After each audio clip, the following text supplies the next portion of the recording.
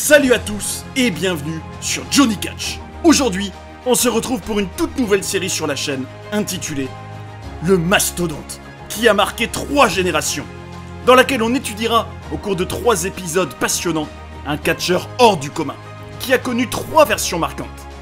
Mabel, le World's Largest Love Machine, Viscera et Big Daddy V. Vous y découvrirez comment cet individu au physique impressionnant est arrivé dans le main roster de la WWE à seulement 22 ans.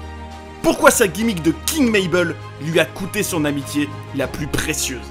La raison choquante de sa dispute en coulisses avec l'Undertaker, qui a poussé la compagnie à le virer.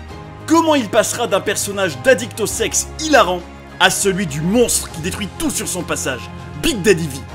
Et vous ne devinerez jamais le rôle que Teddy Long aura pour lui en backstage, qui est juste hallucinant.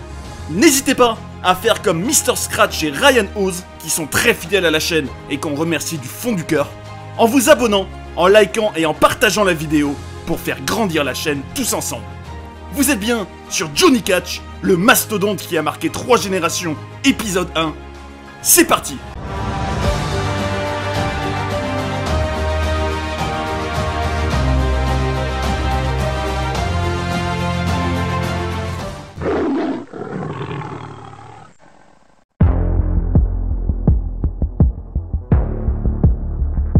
Bien avant de devenir King Mabel, le World's Largest Love Machine et Big Daddy V, Nelson Frazier Jr. était un jeune fan de catch, qui est tombé amoureux de cet univers dès l'âge de 3 ans, en regardant à la télévision Hulk Hogan, et surtout ses 2 superstars préférés, Bam Bam Bigelow et André le Géant. Il est né le 14 février 1971 à Goldsboro, en Caroline du Nord, le jour de la Saint-Valentin donc. Pour celui qui deviendra plus tard un personnage de grand séducteur amoureux des femmes. C'est une date de naissance qui ne s'invente pas. Alors qu'il n'était qu'au collège, il savait déjà qu'il voulait tenter sa chance dans le divertissement sportif.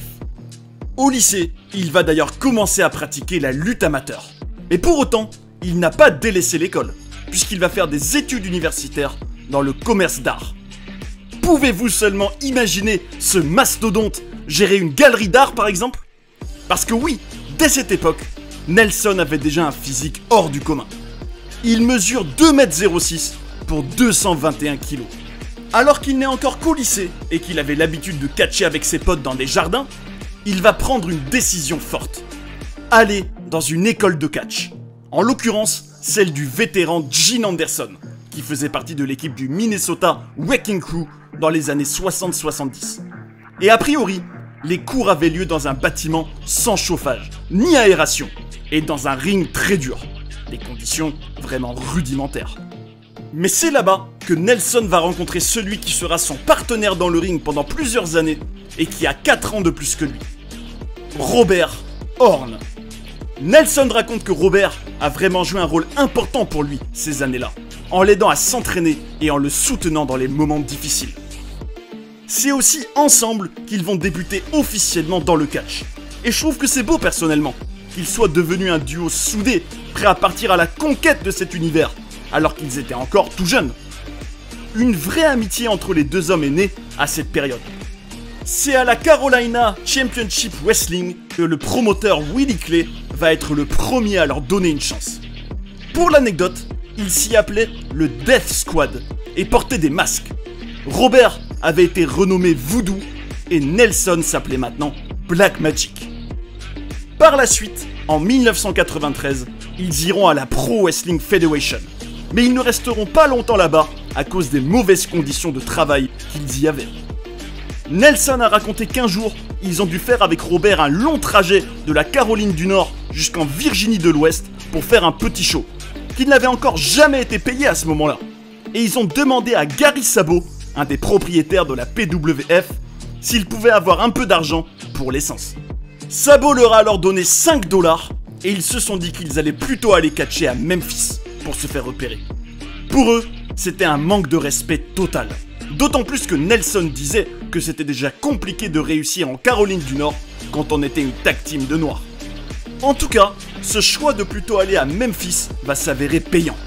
À partir de mars 1993, sous le nom des Harlem Knights et avec des coupes de cheveux vraiment originales, ils vont aller à l'United States Wrestling Association et vite se retrouver face à des grands noms comme Jeff Jarrett et surtout Jerry Lawler, que Nelson va même affronter en solo au Mid-South Coliseum de Memphis le 12 avril 1993. Là-bas, alors qu'avec Mo ils étaient censés être une équipe de heel, ils vont quand même se faire soutenir par le public et impressionner Lawler, qui était en parallèle aussi à la WWE. Et ce dernier va dire aux officiels de la compagnie à propos de Nelson: « Vous devez voir ce type, il est plus gros qu'une porte !»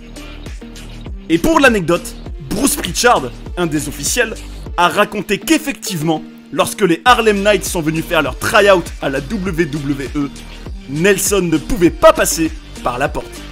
Personnellement, quand je regarde les interviews que Nelson et Robert ont pu faire dans des segments à la USWA, je trouve que Nelson avait déjà un look imposant, un gabarit impressionnant qu'on ne voit pas tous les jours. Et si je me mets à la place d'un spectateur de l'époque, je serais probablement resté scotché devant ma télévision. Le fait est que dès le mois de mai 1993, il est prêt à faire ses débuts à la WWE à seulement 22 ans. Est-ce que son jeune âge et son manque d'expérience allaient poser problème dans cette fédération qui est quand même l'élite internationale du catch? En tout cas, pour Nelson, c'était un rêve qui se réalisait. Quand les Harlem Knights vont faire la rencontre de Vince McMahon, le grand patron de la WWE va tout de suite leur expliquer la vision qu'il a pour eux. Ils vont devenir des faces, et maintenant, ils s'appelleront Men on a Mission, les MOM. Ce qui va aussi avec les noms des 3 personnages qui formeront cette équipe. Nelson devient Mabel, Robert devient Mo, et la lettre O sera pour un certain Oscar. Mais qui est ce Oscar qui fait soudainement son arrivée dans cette équipe déjà rodée? C'est tout simplement un rappeur qui a rencontré Vince McMahon un jour dans un ascenseur et qui avait imaginé un freestyle devant lui, ce qui avait impressionné Vince. Comme Oscar le raconte: « Au départ, je me suis rapproché de Randy Savage et je lui ai dit que j'avais un télégramme chantant pour lui. Je lui ai fait un rap pendant environ 30 secondes, mais en réalité, il y avait aussi Vince McMahon. Ils étaient impressionnés parce que j'étais capable d'inclure dans mon rap Jerry Lawler et Mr. Perfect qui étaient sur place aussi. Après mon freestyle, Vince m'a dit de l'appeler lundi. » La vision que le grand patron a eue à ce moment-là était toute trouvée. Il allait mettre ce rappeur qu'il avait découvert par hasard avec Mo et Mabel. Et ils allaient former un groupe très inspiré par la culture hip-hop qui voulait avoir un impact positif sur la société, comme on le verra dans leurs vignettes qui seront diffusées à l'antenne. Apparemment, selon Jim Ross, Vince était tellement investi dans toute cette gimmick que pendant les tournages des vignettes, il se mettait lui-même à danser. C'est vrai qu'à mon humble avis, leur theme song, et notamment le refrain, est pas mal du tout, et s'inscrit parfaitement à cette époque du début des années 90, où les rappeurs Tupac et Dr. Dre, entre autres, ont beaucoup de succès. Mabel, lui, était fan de toute cette gimmick de Men on a Mission. Il l'a trouvé certes un peu stéréotypée, mais il était très heureux d'avoir cette opportunité. Il faut dire qu'elle va plaire au public. Selon Mabel, c'est d'ailleurs quand il a commencé à danser qu'elle a véritablement explosé. À propos de ce trio, et surtout de Mabel, Oscar dit qu'il était impressionné par ce qu'il était capable de faire. Qu'il bougeait comme s'il pesait 45 kilos, et qu'il était persuadé qu'ils allaient devenir milliardaires grâce à Mabel.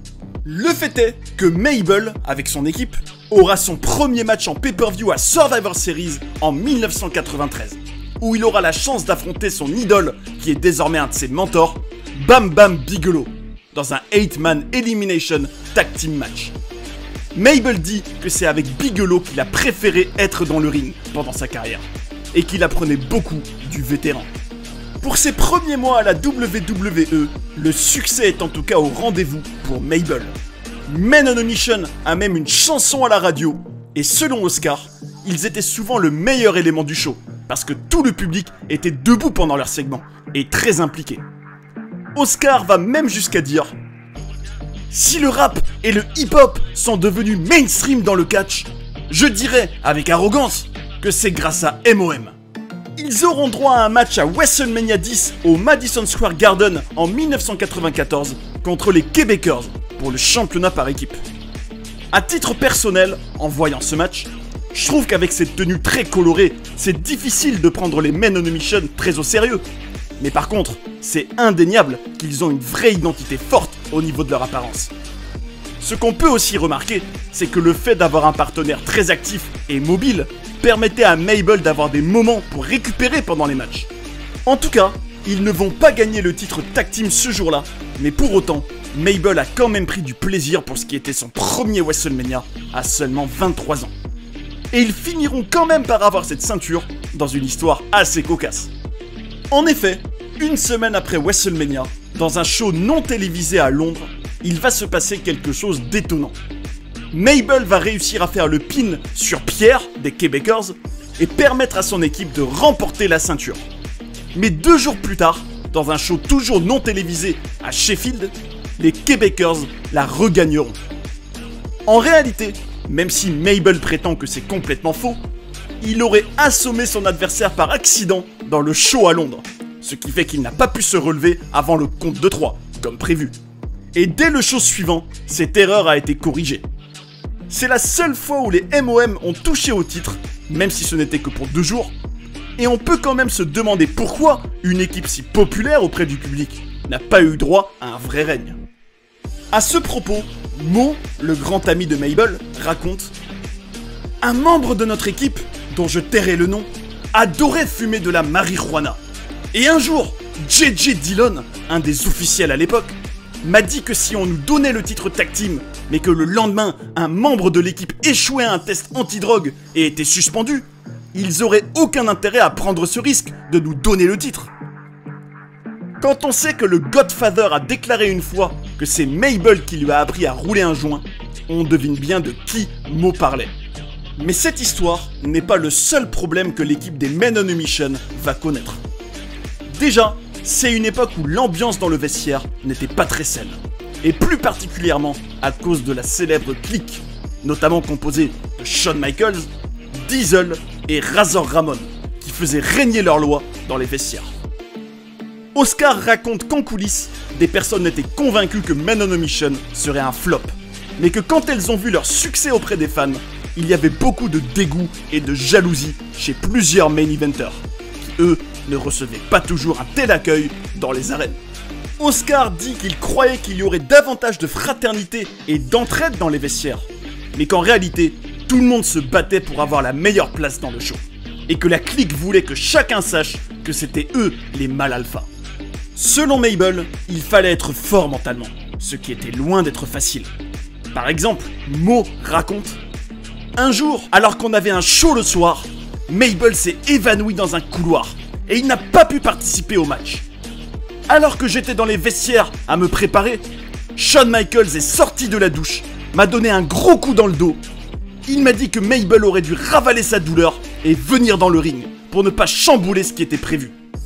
Je lui ai dit que s'il me touchait à nouveau, j'allais le tataner. Cela m'a valu d'être retiré des shows télévisés pendant 9 mois.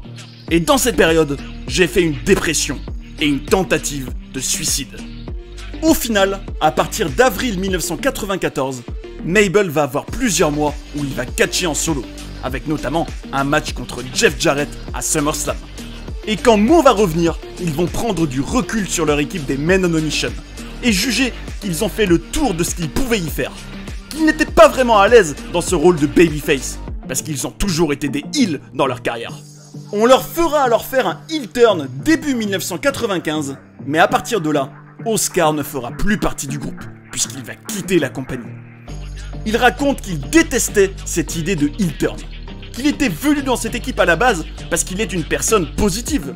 Et selon lui, cette période de l'équipe en tant que babyface n'était pas du tout allée au bout de tout son potentiel. Il refuse catégoriquement de participer à leur transformation en voyou, comme il dit. Mais de toute façon, en coulisses, c'est quelque chose de plus poussé qu'un simple heel turn des MOM qui se mettait en place. C'était la construction d'un nouveau Monster Heel, et le début à venir d'une grosse mise en avant en solo pour Mabel. Effectivement, selon ce dernier, Vince McMahon lui a dit dès le mois de janvier 1995 qu'il serait un top heel et qu'il gagnerait le tournoi King of the Ring dans quelques mois. Pour comprendre cette décision marquante pour l'avenir de Mabel, il faut prendre suffisamment conscience du contexte qui a poussé Vince McMahon à faire ce choix. En 1995, les main eventers principaux, à savoir Shawn Michaels, Bret Hart, l'Undertaker et Diesel, étaient tous des faces.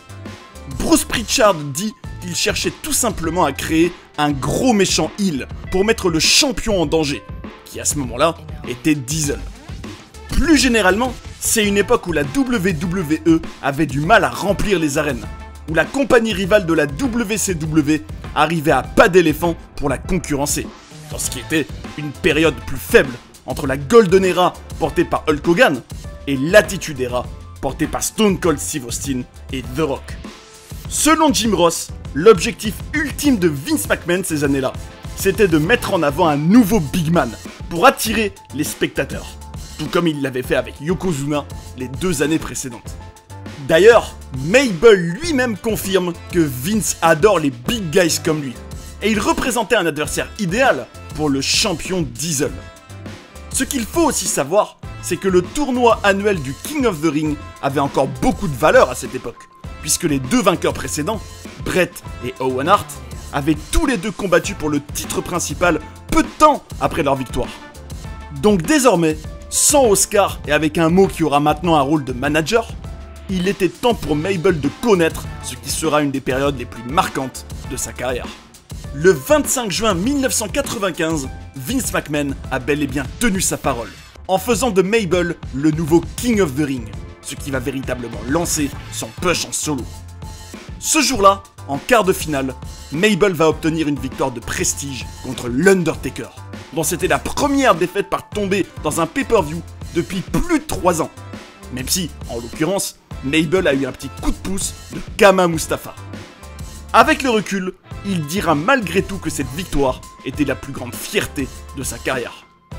Ensuite, il ira directement en finale, étant donné que l'autre quart de finale dont il était censé affronter le vainqueur, entre Shawn Michaels et Kama, s'était soldé sur un match nul, après qu'il n'ait pas réussi à se départager dans la limite de temps qui leur était imposée. Et en finale, Mabel disposera du portoricain Savio Vega. C'est intéressant de noter qu'apparemment, Vince McMahon était convaincu que sa victoire contre le Taker aiderait Mabel à avoir le public derrière lui. Alors que, comme nous allons le voir, c'est plutôt le contraire qui est arrivé. Et aussi que le journaliste Dave Meltzer affirmait que le plan de la WWE était que Shawn Michaels gagne le tournoi. À titre personnel, quand je vois la performance de Mabel dans ce pay-per-view, je trouve qu'il est impressionnant. Qu'il a une vraie présence, avec aussi une identité forte dans son look. Qu'au niveau du in-ring, il a besoin d'avoir face à lui un adversaire dynamique et vif, étant donné que lui-même est assez lent, et se concentre surtout sur l'exécution de quelques prises puissantes, comme son splash qui est incroyable je trouve, quand il tombe de tout son poids sur l'adversaire qui est par terre. D'ailleurs, c'est à noter que Mabel lui-même préfère travailler avec des collègues plus petits que lui, et c'est un scénario du type David contre Goliath qu'il préfère avoir dans le ring. Personnellement, je comprends aussi qu'on puisse ne pas aimer sa manière de catcher, puisque son gabarit le rend assez lent. Et contre Savio Vega par exemple, il avait fait un très long bear hug sans même qu'on voit bien son visage. Il ne faisait pas ce selling ni ces expressions que Brock Lesnar pouvait faire quand il faisait cette prise. Et puis, comme Mabel le reconnaît lui-même, il n'était pas en grande forme d'un point de vue cardiovasculaire. Il était habitué à des matchs par équipe où il pouvait souffler en attendant son tour, mais désormais, c'était impossible. Le public, lui, va faire des chants en l'honneur de l'ECW, surtout que le show avait lieu à Philadelphie, la ville de l'ECW, une petite fédération qui proposait un catch bien plus violent et novateur, qui avait le vent en poupe à cette époque. Personnellement, je trouve que le public aurait dû avoir davantage la valeur d'un personnage aussi larger than life, qui n'était peut-être pas capable de faire un catch virevoltant, mais dont la présence en elle-même était déjà un spectacle en soi. Il allait avoir son couronnement après sa victoire finale, et à ce moment-là, on ne peut qu'être choqué par la colère des fans, qui le huaient et qui lui jetaient des boissons. Pour l'anecdote, Mabel raconte que quand il s'est pris une canette en pleine tête pendant son couronnement, il avait dû se retenir pour ne pas rigoler. En tout cas, vu la réaction du public, on peut dire que la WWE avait réussi à directement créer un heel qui allait être détesté par les fans. King Mabel. Ce personnage allait être porté jusqu'au ring dans son trône pour chacun de ses matchs. Et pouvez-vous seulement imaginer la douleur des porteurs? Figurez-vous d'ailleurs qu'à l'époque, Jeff Hardy en a déjà fait partie, bien avant de devenir un des chouchous des fans. Mabel raconte que contrairement à de précédents vainqueurs, il voulait absolument adopter une vraie gimmick de roi, avec sa couronne, sa cape, une épée, et il se fera même créer une ceinture spéciale qu'il avait pour projet de garder toute l'année pour ensuite pouvoir la transmettre au prochain. Personnellement, je suis fan de tout ce personnage, et tout cela allait mener à ce qui était la mission de son personnage de King Mabel à l'origine. Devenir une menace pour Diesel, le champion, et en l'occurrence l'affronter à SummerSlam, le gros pay-per-view de l'été. C'est donc ce qui va arriver le 27 août 1995. Même si c'est un match qui n'a pas laissé un grand souvenir aux différents médias de catch, je trouve qu'il n'était pas mauvais pour autant. Il a eu en quelque sorte le malheur d'arriver juste après un excellent match de l'échelle entre Shawn Michaels et Razor Ramon. Mabel et Diesel voulaient même que leur propre match ait lieu avant ce match de l'échelle, parce qu'ils se doutaient que le leur ne pourrait pas être aussi bien. Personnellement, je trouvais l'entrée de King Mabel épique. Sa tenue était belle, avec beaucoup de doré. Avant le match, il arrache même la ceinture à l'arbitre. On peut dire qu'il était expressif et à fond dans son rôle. Le public vivait vraiment le match, et on a eu des gros moves de chacun. Mais ce qu'on retient malheureusement le plus de cette confrontation, c'est ce moment où Mabel se laisse tomber de tout son poids sur le dos de Diesel, qui va être très énervé juste après, au point de crier sur Mabel. Apparemment, Diesel lui avait demandé de ne pas lui faire cette prise, et il allait être blessé pour plusieurs semaines. Après le match, en coulisses, Vince McMahon était furieux de cette grave erreur, et était prêt à virer Mabel sur le champ. Mais c'est finalement Diesel qui l'a convaincu de changer d'avis, en lui disant que c'était seulement de l'amateurisme et rien d'intentionnel. Quant à Mabel, lui, il a bien aimé ce match, mais il pense juste qu'il aurait dû gagner pour qu'ensuite Diesel le chasse et le regagne. Il a même dit qu'il avait sérieusement été considéré pour gagner le titre ce jour-là, mais que c'est la fameuse clique qui a usé de son influence pour empêcher cela. Le fait est que Vince voulait que son champion batte à Monster Hill, et c'était maintenant chose faite. Cependant, ce match aura fait plus de mal que de bien à la carrière de Mabel, puisque dorénavant, on va lui coller une étiquette. Celle d'un catcheur dangereux. Et malheureusement, elle se vérifiera. Quelques semaines plus tard, il va une nouvelle fois blesser un des main eventers de la fédération par accident. L'Undertaker, à qui il va briser l'os orbital, ce qui obligera ce dernier à porter un masque pendant plusieurs semaines. Il avait également blessé un des membres de l'équipe des Head Shrinkers, et dans le Royal Rumble de 1996, il allait cette fois-ci blesser Henry O. Godwin. C'était la fois de trop pour l'Undertaker, le leader du vestiaire, qui allait prendre à partie Mabel au point de lui faire vraiment peur, d'après un témoin de la scène. Le jeune homme, qui n'avait que 24 ans au moment de cette succession d'erreurs graves, reconnaîtra par la suite qu'il devait encore apprendre à mieux protéger ses adversaires. C'est vrai que si on se met à sa place, avec un tel physique, on peut imaginer qu'avec encore assez peu d'expérience dans le catch et un manque de maturité par rapport à d'autres vétérans, ces accidents étaient fortement probables. Il ne faut pas non plus oublier qu'au moment d'être lancé dans la fosse au lion face au taulier de la fédération, Mabel n'avait même pas 3 ans de métier derrière lui, et que ses collègues qui le critiquaient auraient pu prendre le temps d'aller dans le ring avec lui avant les shows, pour qu'il apprenne, ce qui est le point de vue de son ami Mo. Comme Jim Ross le dit, Mabel était un gars sympathique, qui n'avait aucun problème de comportement, mais il était trop dangereux, et cela ne plaisait pas dans le vestiaire. En tout cas, après une rivalité avec l'Undertaker, contre qui il aura même un casquette match le 17 décembre 1995, et avec cette mauvaise réputation, Mabel va finir par se faire virer de la WWE au début de l'année 1996.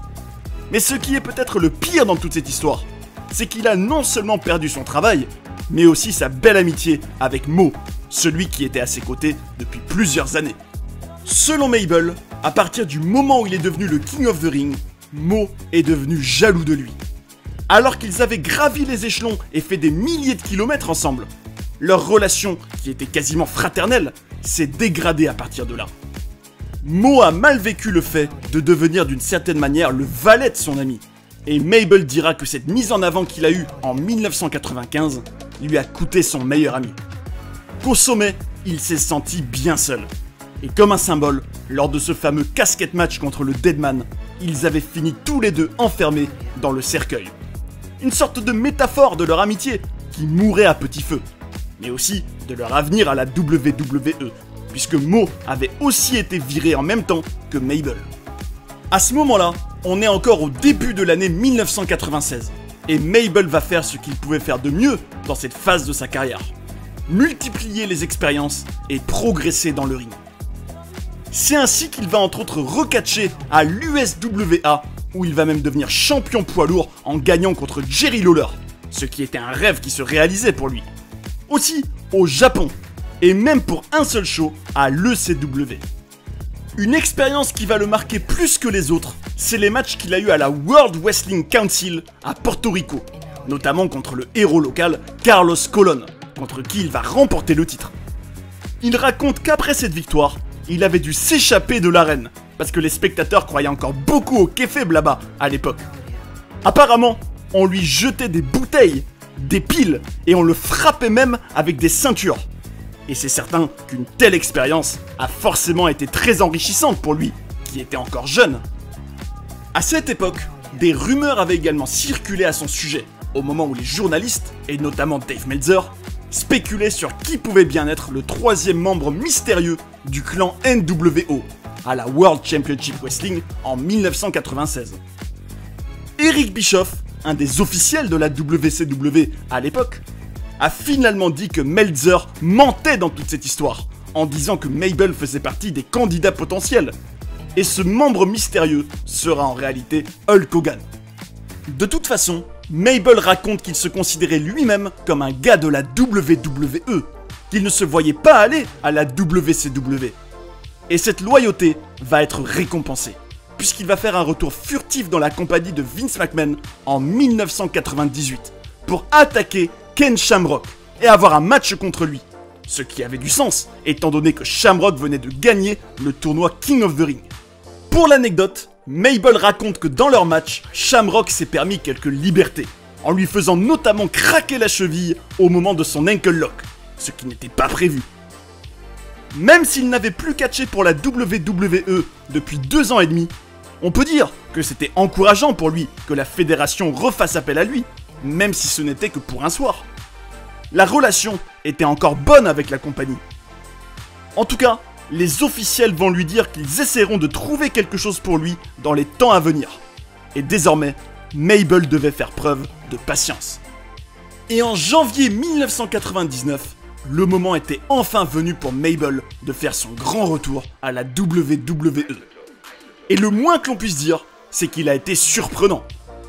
Alors qu'il était entré dans le Royal Rumble de manière très dominante, en faisant plusieurs éliminations, les lumières vont s'éteindre, et il va se faire enlever par un clan qui est né récemment et qui est dirigé par un Undertaker heel dans un rôle de gourou, le Ministry of Darkness.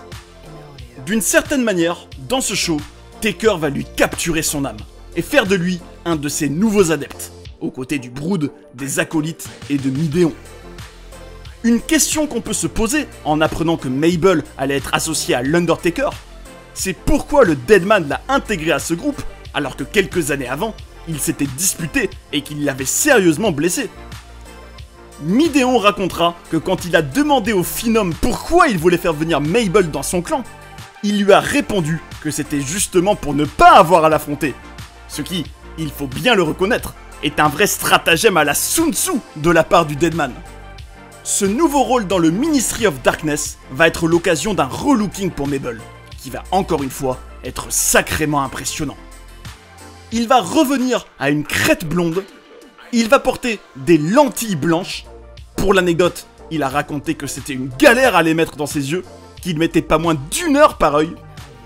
Il portera aussi une grosse veste en cuir noir, des gants, du rouge à lèvres noir, et surtout, il va changer de nom. Désormais, Mabel n'existe plus, et il est officiellement renommé Viscera. Ce qui est certain, c'est qu'avec tout ce relooking, je trouve qu'il est très intimidant, ce qui colle parfaitement à son rôle d'homme de main de ce clan. Pour lui, ce sera l'occasion d'être dans des angles de premier plan, puisque le Ministry of Darkness va marquer les premiers mois de l'année 1999. On pense par exemple à tout l'angle de l'enlèvement de Stephanie McMahon, et de la fameuse cérémonie au cours de laquelle l'Undertaker voulait l'épouser de force. Au célèbre segment au cours duquel Vince McMahon est révélé comme étant le vrai dirigeant de ce clan. Un moment iconique. Pendant plusieurs mois, Viscera a pu être un des acteurs d'une guerre pour le pouvoir entre le Ministry of Darkness et la corporation, qui finiront par se transformer en Corporate Ministry. Et pour lui, c'était caviar. Il dit que c'est durant cette période qu'il s'est le plus amusé dans sa carrière. Qu'il adorait la camaraderie qu'il y avait dans ce clan, et tout l'argent qu'il se faisait pendant l'Attitude Era. Pour l'anecdote, un jour, pendant la rivalité du clan avec Stone Cold Steve Austin, alors qu'il était censé se prendre à Stunner du Rattlesnake du Texas, ce dernier l'avait même frappé avec une boîte remplie de canettes de bière. Et Viscera raconte qu'à ce moment-là, il voyait des étoiles partout. Ce qui est au final dommage pour Viscera, c'est que cette faction n'a pas duré si longtemps, et que le clan a fini par disparaître après que Vince McMahon ait été banni par Stone Cold, et que l'Undertaker ait pris du temps pour guérir les blessures qu'il avait. Sans le Ministry of Darkness autour de lui, ce qui promettait pourtant de le relancer totalement, il va végéter dans le mid-card des shows sans aucun vrai projet autour de lui. Et personnellement, je pense que c'était un gros gâchis, parce qu'il pouvait être effrayant en tant que Monster Heel pour peut-être défier un des main eventers de l'époque. Il aurait très bien pu être un homme de main ou un garde du corps pour Vince McMahon par exemple. En fin de compte, son seul fait d'armes plus ou moins marquant à partir du moment où le Ministry of Darkness n'existera plus, sera ce match à WrestleMania 2000 où il remportera le titre hardcore et le gardera pendant environ 7 minutes, ce qui n'avait pas tellement de valeur en réalité. Cette longue période sans vraie rivalité marquante se terminera lorsque la WWE se décidera à le renvoyer pour la deuxième fois, au mois d'août 2000. Même au niveau de son ressenti personnel, Nelson Frazier Jr., après déjà plusieurs gimmicks dans une carrière pourtant jeune, ne s'amusait plus autant qu'avant dans le catch. Il dit qu'il a toujours été passionné par cette discipline, mais qu'à partir du moment où il s'est mis à travailler 283 jours par an en étant à la WWE, il a pris beaucoup moins de plaisir de manière générale, avec aussi l'impact physique que tout cela avait sur son corps. À l'aube de ses 30 ans, et après une décennie passée dans le catch, Nelson semblait définitivement dire adieu à cet univers. Dans le prochain épisode, on découvrira ensemble le nouveau personnage incroyable que Nelson Frazier Jr. a incarné à partir de son retour à la WWE, et qui était aux antipodes de ce qu'il a pu être précédemment. Le World's Largest Love Machine. Vous y découvrirez comment Vince McMahon a eu l'idée de cette nouvelle gimmick qui lui a même permis d'embrasser Trish Stratus et Lilian Garcia. Comment il s'est une nouvelle fois complètement renouvelé pour devenir Big Daddy V. Et vous ne devinerez jamais le rôle que Teddy Long avait en coulisses pour lui, qui est juste hallucinant. En tout cas, on a pu voir qu'en à peine quelques années dans le monde du catch, et en étant encore très jeune, Nelson a déjà eu un parcours assez riche, avec cette équipe des Men on a Mission qui avait une vraie identité forte et qui était novatrice pour l'époque. Ce personnage imposant et puissant de King Mabel, mais pour lequel il n'avait peut-être pas encore l'expérience nécessaire dans le ring, et qui lui a coûté une belle amitié. Et au final, ce rôle de Viscera dans le Ministry of Darkness, dans lequel il était terrifiant, mais qui ne lui a pas permis pour autant de prendre plus d'importance en solo, ce qui est bien dommage.